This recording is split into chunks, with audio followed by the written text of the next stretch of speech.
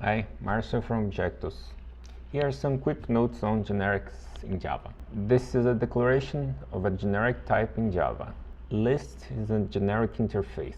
Why? Because it declares type parameters. Here, E is a type parameter representing the type of the elements in the list. And why do we call it a generic type, or in this case a generic interface? Because it represents or it relates to a whole group of similar things. So the generic type represents the whole group of similar things, and it can be used for specific things.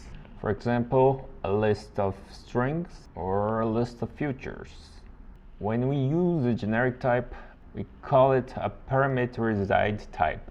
And a parameterized type declares type arguments. So in this case, the type argument is a string, and in this case, the type argument is another parameterized type, which is a future of results. A type variable can also be used as a type argument. So once again, here we have the generic type declaration, and this is the type parameter. In the sublist method, we're using a generic type as the return type.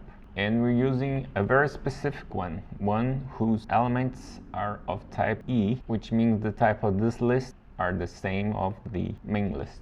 So E here is a type argument, and this is a parameterized type.